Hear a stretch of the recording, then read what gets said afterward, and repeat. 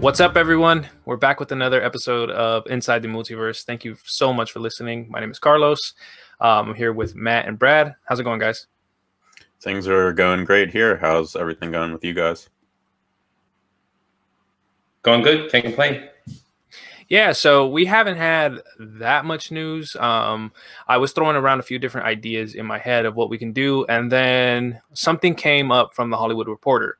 Now, if you guys don't follow stuff this closely, it came about. There was already news that Ta-Nehisi Coates was writing a Superman movie, and it was potentially going to be a black Superman movie, which I think we've talked about, right?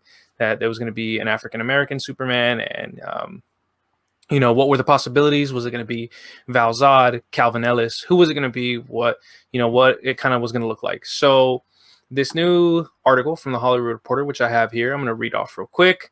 It just talks about insiders at Warner say they're committed to hiring a black director, which is nice. Makes sense. And then it kind of goes into, there's maybe potentially a few on the list that they're talking about. So there's Stephen Caple Jr. from Creed 2, J.D. Dillard, Regina King.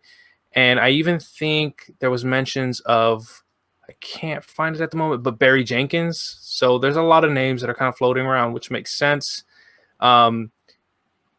It says that a source tells THR that Coates is crafting a Kal-El in the vein of the original Superman comics and will have the protagonist hail from Krypton and come to Earth. Okay. One option under consideration is for the film to be a 20th century period piece. Now, 20th century means anywhere between 1901 and 2000. So they're making a big push for representation, and it looks like we are kind of getting our answer as to which Superman it may be. Kal-El is Clark Kent. Now, I thought that was pretty interesting. I thought for sure it would be like Val Zod. I thought we would maybe get a Calvin Ellis, which is maybe they could go that way, but the way the name is spelled, so Calvin Ellis's Krypton name is also Kal-El, but it's not hyphenated. There's no hyphen.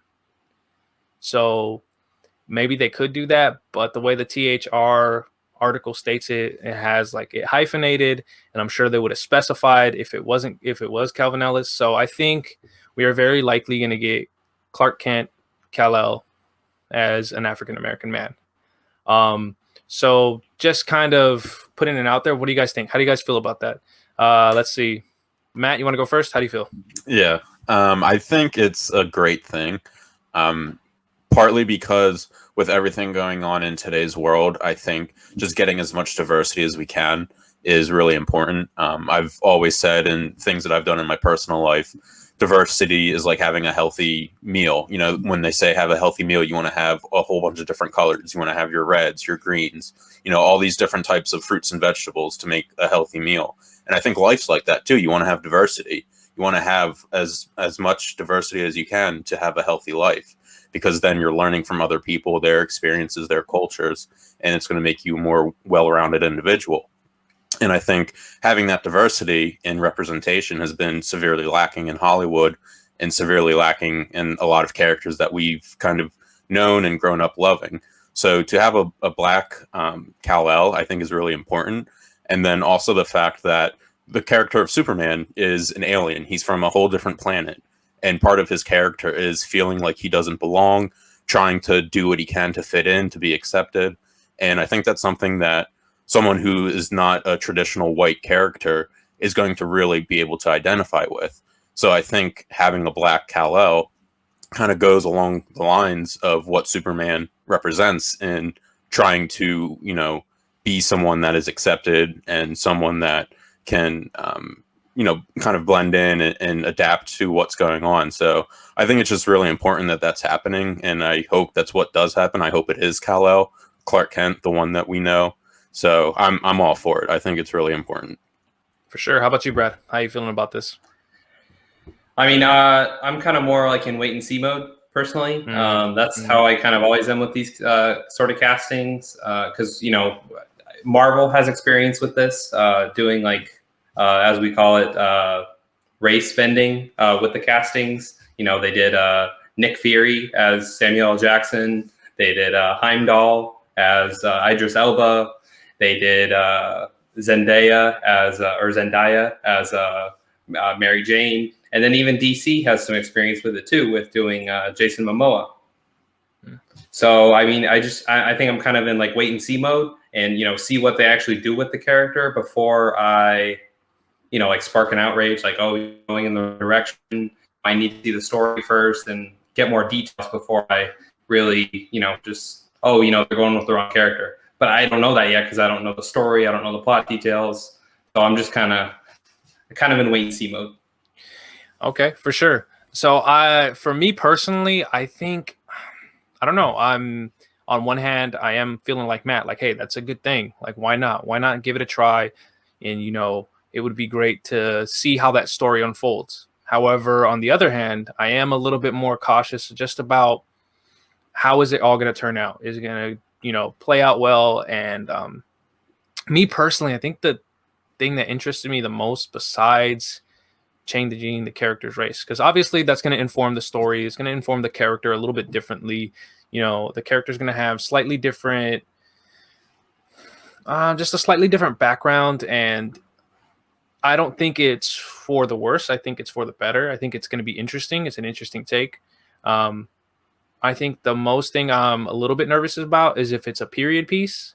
So if it's something in the 20th century, so maybe it's in the 30s, anywhere, you know, anywhere between, like I said, 1901 between 2000, I'm a little nervous about, because to me that means it's going to be in its own universe or like its own Earth. So it won't be connected to anything. And if you've listened to the last episode, I was really big on, okay, if they do this, let's say they do a Val-Zod or a Black Superman, whatever they're going to do, I would love to see it connected to one of the Earths, right? Like I think I pitched it to Robert Pattinson's Batman, right? Like have that be his Superman, and that would be cool.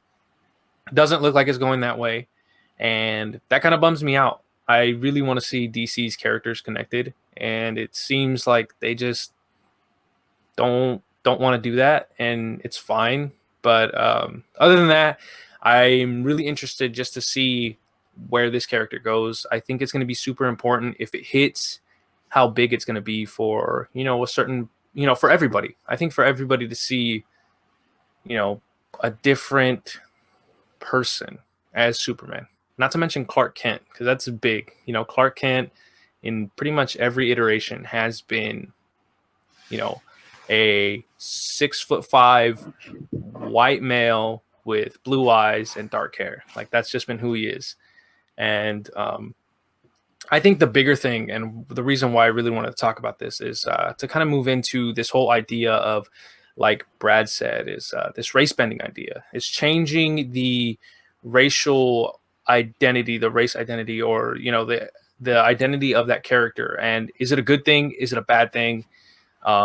Some people I know were really upset about this whole idea because they felt that DC was just pandering.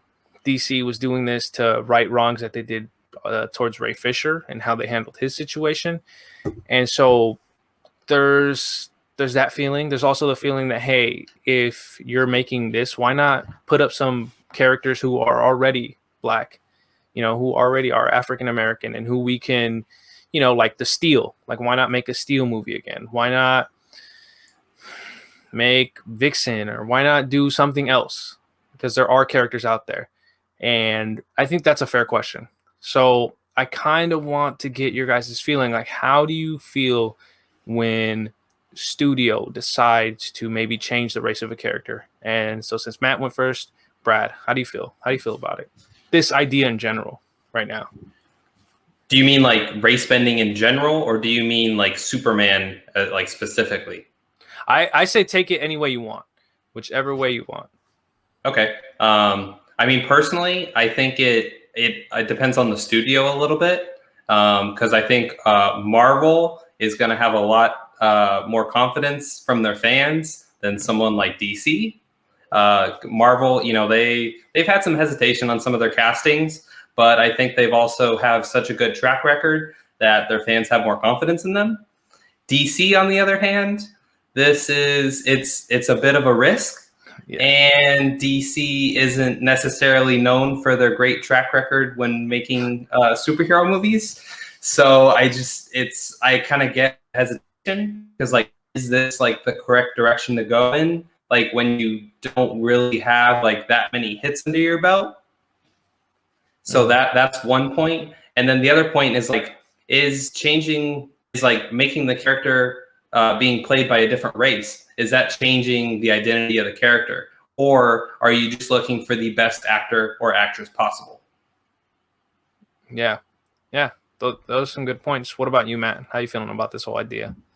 Yeah, I think Brad brings up a great point, especially when it comes to Marvel and DC. I think with Marvel's track record, they probably have more flexibility to make more original casting decisions than DC, because DC, as you know, we've discussed a lot on this show, is they don't really make great movies. So maybe try and get the original formula down first before you try and expand. But Marvel has that ability to do so because they've kind of built up that track record of, we know what we're doing, so trust us in this decision. Right. But to go back to a point that you made about, there are other Black characters to maybe put in the forefront, such as Steel. To me, I mean, yes, let's give those characters an opportunity. But if you have a Steel movie with a Black character and a Superman movie with a Black character as a Black character, I mean, the Superman one is just going to be more important. Superman is obviously one of the most popular, if not the most popular superhero in the world. So for me, I look at it from the sense of it's giving a whole new generation of kids something to look at and say, wow, he looks like me and he's doing all of this stuff. And especially with a lot of the superheroes that were, created in the 30s, 40s, 50s, in those time periods, the way that society was then, I mean, I know we're not perfect now, nowhere near close to it, but I think it's safe to say that race relations has gotten at least better since then. But all those characters were being written by white guys. And, I'm sure there wasn't a lot of Black comic book writers back then that were given the opportunity to even create their stories. So I think, to me, that's why I'm more gung-ho, I guess, about the idea of changing those characters, because they weren't given that opportunity when these guys were created. So, I understand the pandering aspect and people being upset about changing characters just for the sake of changing characters. But I think what it stands for and what it represents is important enough to make those changes. Yeah, and I think I'm kind of there too. And it's important to, like you said, kind of for people to see, themselves. I think that's really important. I think that's big. And you kind of mentioned it with the whole idea of, like, you can put a Steel movie out, but compared to a Superman movie, like, it doesn't have the same impact, right? And it's a big deal. Now, as a whole, for me, race bending and changing a character's race can work, and I'm fine with it as long as it doesn't change. As long as race isn't necessarily what makes that character that character. So, like, because I've been in arguments with people or discussions with people. They're like, well, what if I changed Black Panther to being like a white guy? How would you feel? And it's like, dude, Black Panther's character is a prince from an African kingdom, and he comes from a long line of African kings. Like, he needs, because he's from Africa and lives in Africa and is an African prince, he needs to be Black. Whereas the Superman story in itself is an immigrant coming from another planet, landing on Earth, being raised by people with great values, and becoming the world's greatest superhero. That's the Superman story. It's a beacon of hope. And I think as long as you hit those points and you make a good Superman movie, I'm all for it. If that's what you want to do with Superman, that's cool. Like, I'll definitely watch it. But like you said, Brad, DC doesn't have a lot of wiggle room with this stuff. They don't have the confidence. Like, if Marvel was doing this, I'd be like, yeah, all right, yeah, cool. I'm going to give them the benefit of the doubt because they've hit on pretty much every single movie they've made. and every single series they've made so far has been a hit. And with DC, it's kind of like, I don't know what we're gonna get. You don't know. And I think race bending Superman, doesn't worry me too much. Race bending in general doesn't worry me too much.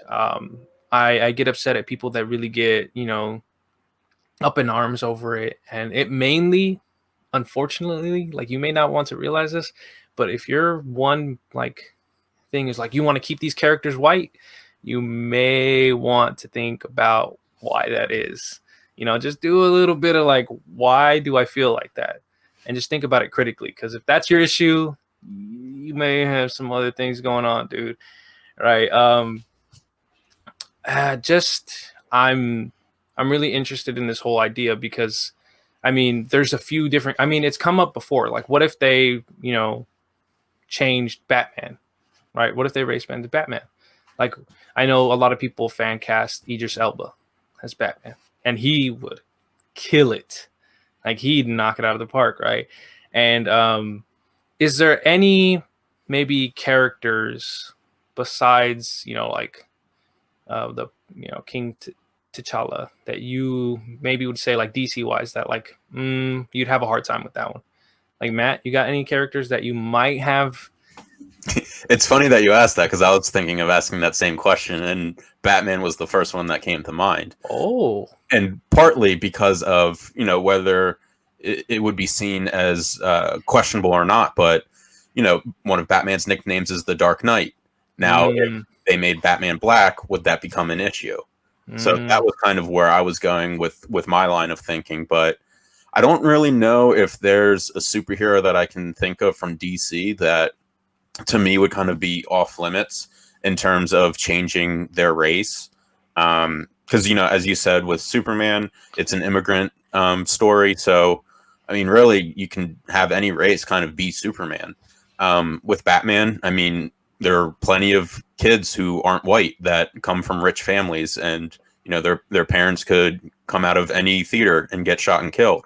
So, unfortunately for Batman, that's just always going to be his story. He just has to watch his parents die. So, I mean, sucks to be Batman in that regard, but hey, you get a cool bat belt. But yeah, I don't think so. Yeah, I can't think. Maybe Wonder Woman, just because coming from Greece. I mean, like, if you're keeping her story with Greek mythology, then, maybe it would be less believable if her race changed. But other than that, I can't think of any off the top of my head that are, as I said, kind of off limits. Okay. What about you, Brad? You got any? I mean, I know you're more of a Marvel guy, but like, any characters at all that come to your mind? The only one that I could really think of, and I'm not like crazy well versed in their story, so I could be wrong here, but like maybe Cyborg. Okay. Yeah. Maybe. I mean, I'm not the biggest Cyborg fan. I really Right. only know him from the DC movies, but like that's one character like I would kind of think. And also Justice League, Young Justice League and all that. But yeah, so that's kind of one character. Other than that, I mean, I'm kind of the same as Matt. I can't really think of any. Maybe if you thought of one, I would maybe you would get the gears turning. Okay.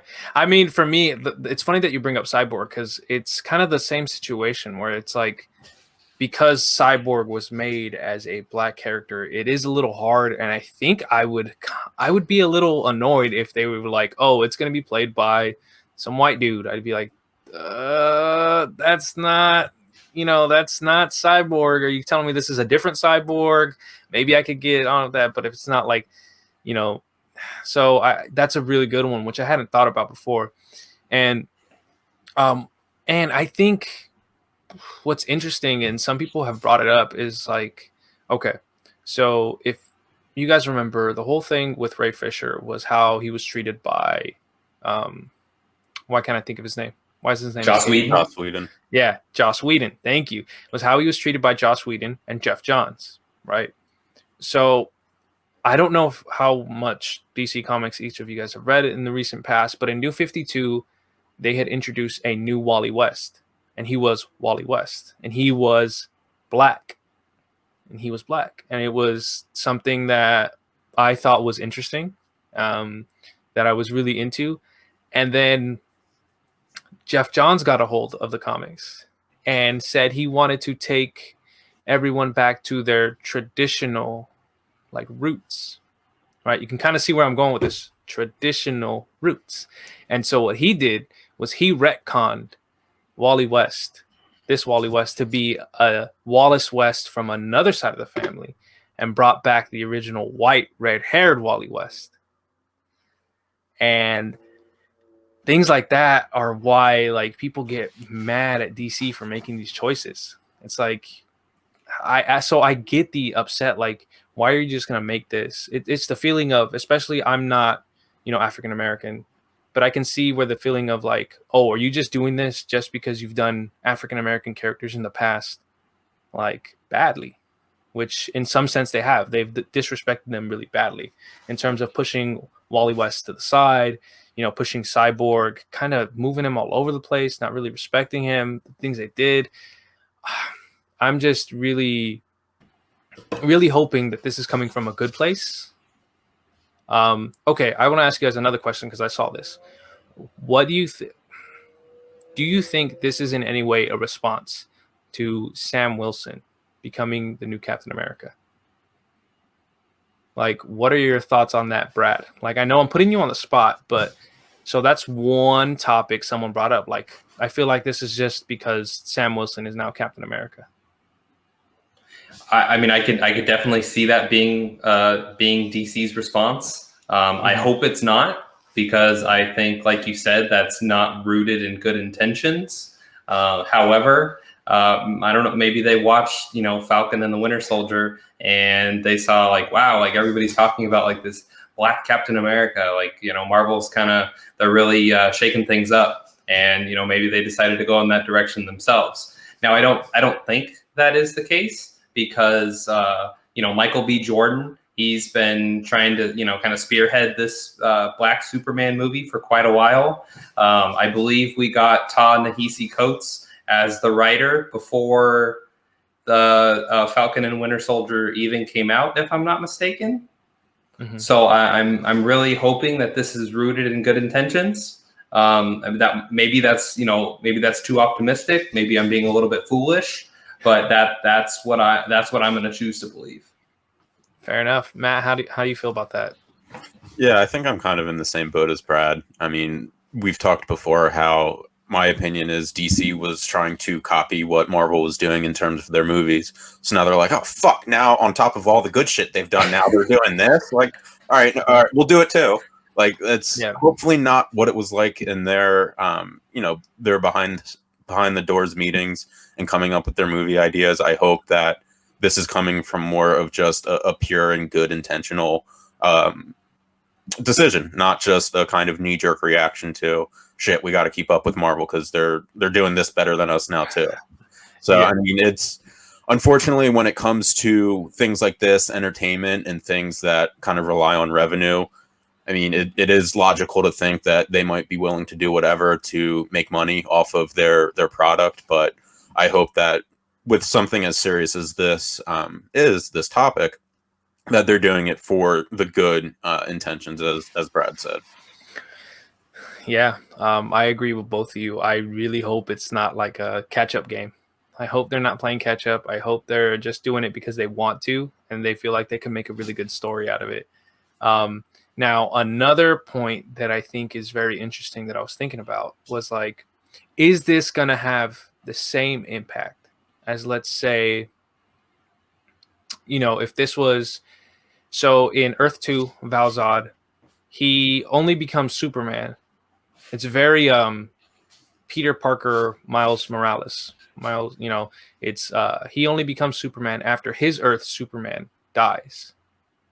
He witnesses him die and decides that, this world needs another Superman. I'm Kryptonian. He's a pacifist. He's very he doesn't believe in violence. So he has this thing of like block, and he didn't want to become, he has this anxiety about it.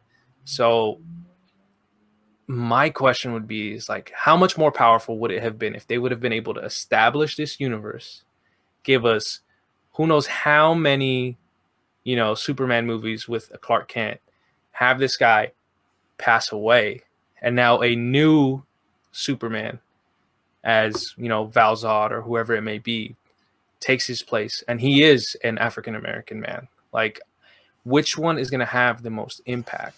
Is it going to be this, which could work and it could hit and the movie could be amazing, which I'm not downplaying that at all, or would it be more impactful if it was like, earned kind of thing, like if it was a built up thing?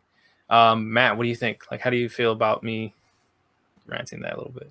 I'm trying to think, because on one hand, the idea of it kind of being, the only term I can think of is like a Hail Mary, if they do it this way, where there's no established storyline, it's no kind of passing of the torch. It's just, here's our Superman, rather than, all right, the Superman that we're used to, he's now dead, so we need to find a replacement. Let's bring in this guy. So I think I'm going to lean towards this Hail Mary approach, and just kind of maybe putting more cards on, or no, I don't even think that expression makes sense for this, but kind of just taking a bigger swing at it, rather than at least establishing like, okay, people like this movie, these stories that we've been doing, so let's now try and use that, credit that we've built up to shift and make a new Superman. I think it's more powerful to kind of present it at first from the get-go, and presenting it that way. But yeah, I mean, I'm still a little back and forth on that, but I think if I had to give a definite answer, it would be that. Okay. What about you, Brad? I probably have to lean the same way personally. Once again, not to compare everything to Marvel, but I feel like it's that, like the scenario you described, it sounds a lot like Captain America, the old Captain America's name. His name's escaping me. Steve Rogers. Steve Rogers. So it's kind of like, we got all of these movies with Steve Rogers. We had 23 Marvel movies leading up to Endgame, and then we get like this entire history, and then at the 23rd movie, Endgame, then we see this old broken down Steve Rogers, and he's passing the shield off to Sam. Like it kind of sounds like that very same scenario. Now, me personally, being a Marvel fan, I love the buildup. That was a very rewarding payoff to get those 23 movies, and then at the end, Steve finally gets his happy ending, and then he passes the shield off to his partner. So I personally, I would probably lean that way, but that's probably just a biased way of thinking, because I like Marvel. Yeah, and I think that'd be a really cool way to attack the storyline. Yeah, and I'm kind of torn, because I think, like, man, on one hand, I get it. Like Matt said, swing for the fences, just go for it and present us and let this be who it is. And I can't say that I'm not excited for it, because I am. I really want to see it. I'm really interested. Ta-Nehisi Coates is a talented author and writer, so I want to see what he brings. On the other hand, it is like, I really wish we got some build up. I think what this just shows me is my biggest issues with DC will continue to be their ability to build things together. Like, their ability to, continuity, to build continuity is their biggest issue. And it will always be that for me. And I think I'm really just interested just to see where the story goes. I have no idea. I hope in the next few weeks, next few months, we kind of get more tidbits here and there. Just to put you guys on the spot. 100% putting you guys on the spot. And I'm sure you knew this was coming at some point. You have to pick a actor to play Clark Kent and Superman. Now remember, this is Clark Kent and Superman. You can give me one or two. Do either of you guys want to go first? Or should I go first? You guys want some time? I mean, as soon as you said one actor, I was jokingly just going to butt in real quick and just say the name, but it's someone, Michael B. Jordan. I mean, I think he would just be the perfect choice. He's a great action actor. We've seen that in Creed. We've seen that in Black Panther. He's a very good character actor from other movies he's done, and he has the looks for it. And I think one of the main reasons why I'm so gung-ho leading the charge for Michael B. Jordan to be Superman is because one of the best and most important things from his portrayal of Killmonger is the impact that he had. And the line I'm thinking of specifically is when he said, I would rather have, drowned at the bottom of the ocean or lay me to rest with my ancestors. Now I'm forgetting the line and look like an idiot. But you know which line I'm talking about. Yeah. But I think that is one of the biggest takeaways from that movie. And in terms of the importance of having the first Black Superman, I think his portrayal of Killmonger shows that he is able to nail that important role. And it's not just an entertaining role. It's a role that means something to the audience and one that people would be able to look at and say, he fucking nailed it. Like, that is what I wanted a Black Superman to be. He is someone I can look at and aspire to be. And, he's the role model I want to follow after. So I think that's why I'm so like gung-ho about Michael B. Jordan. Or if they wanted to go with an older Superman, Idris Elba, because he's just an older British Michael B. Jordan to me. So they're both great actors that, I mean, they could probably do any role that they wanted to, honestly. Yeah, Brad, what about you? You got any names in your head? You're muted. Sorry. I'm probably going to steal Carlos's. I'm going to go with Trevante Rhodes. Ooh. Yeah. I mean, I just think he's a phenomenal actor. He did a fantastic job in Moonlight. Also, if they're trying to throw Barry Jenkins' name into the hat as in terms of directing, I mean, I think that's an easy 1-2 punch because they already have the chemistry from working on Moonlight together. So yeah, that's my pick. He's got the build. I think he'd be a home run of a pick for a Black Superman. Okay. Now you guys are going very like bigger names, right? So I'm gonna connect. Let's say for whatever reason they say, okay, Regina King, here's Superman. Okay, she worked with somebody named I'm hoping I'm pronouncing this right. Eli, it's Gore. It's Goree, and he played. Let's see who he played in One Night in Miami. He played Cassius Clay, which is obviously Muhammad Ali. Now, if you look at the dude, he's a well-built guy. He's like 6'2", pretty solid. I personally have not seen the movie, but there's an idea around that they may go with a lesser-known character, or a lesser-known actor, which they have gone in the past. So if they do, that's kind of be a name I'm looking at. But obviously, my first is just like Trevante Rhodes, and I think Michael B. Jordan would be great. There's another part of me that thinks, and I want to get your thought on this, that I think there may be some ideas that comedic actors may succeed in the role of, Superman. And it's only because Clark Kent as himself is kind of this like earnest, like really lighthearted, kind guy. And I think sometimes it's a little bit easier for some of these guys who are comedic actors to portray these guys. So there's one guy in particular who his name is Daveed Diggs. I don't know if he's necessarily a comedic actor, but if you don't know the name, kind of Google him right now. He's kind of got a really good build and profile, and I think he would be interesting. And so those are some names off the top of my head. I think. Oh, go ahead, Matt. I was just going to say, I looked up Daveed Diggs, and he doesn't look familiar, so I don't know if I've seen him in anything, so I can't comment on whether or not I feel like he would be a good pick. Okay. I do agree, though, that I think the comedic actors are sometimes overlooked in terms of serious roles. I mean, not superhero related at all, but I think Robin Williams and Jim Carrey are some of the greatest dramatic actors, but because of majority of their roles are more of the goofy, insane characters, they're not always looked at in the same light. But another actor that I did forget that I think could be a good Superman, but he would be kind of more on the older side, would be Sterling K. Brown from This Is Us, and he was also in Black Panther. I think he would be a really great actor to do the role as well. He he's definitely very good dramatic wise. I don't know if I've seen him really in anything more in the terms of like action role, where Superman, obviously would have to do those kind of scenes. But I mean, everything I've seen him in, he's knocked it out of the park. So he would also be, I guess, maybe more under the radar kind of casting decision, since you called me and Brad out for going more mainstream.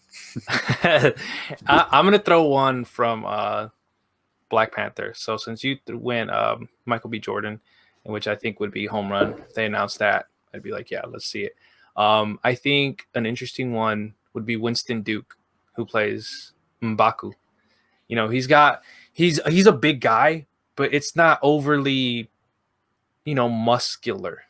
Henry I think, Cavill. yeah, it's not Henry Cavill where it looks like, dude, he's about to, his traps are just incredibly large. No reporter looks like that. You're too busy chasing down a story, too busy writing the story. I mean, unless all your stories involve you like lifting, then no reporter should look like that. That should be an obvious giveaway. Dude is yoked, and it's not like he's wearing baggy clothes to hide it either. It's like everything's really form-fitting, and he's all yoked up. So I also like the idea that maybe Clark Kent, Superman, has the country boy strong body, where it's like a big barreled chest, and he's kind of this big guy. And I think Winston Duke, who he has a good amount of range, and I liked him as M'Baku. There was a little bit of humor there. He also played a character on what's the show with all the families? Modern Family. And he was like a character on Modern Family for a little bit, and I thought he was pretty funny there. So I think if they wanted to pluck somebody from there, that would be interesting, because he's got a really cool build for it. I think he'd be interesting for sure. Yeah, and I think you bring up a good point too about having the comedic chops, because one thing that I think's kind of been lost on the Superman character in the DC universe that we've gotten is Clark Kent is kind of like a stumbling, fumbling, goofy, like, look how quirky he is. Look how, much of a geek he is. And you don't get that from Henry Cavill's Clark Kent. I've been watching more of Superman and Lois, and I think that they've knocked it out of the park with the portrayal of Superman and Clark Kent, because he has that goofy, like, look at this guy. Like, he's built well enough to pull off Superman, but he also, as Clark Kent, looks like a guy that is an average Joe that, is fit.